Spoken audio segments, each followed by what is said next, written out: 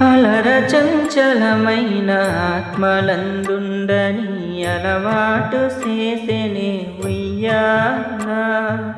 అలర చంచలమైన ఆత్మలందుండని అలవాటు చేసెనే ఉయ్యాలా.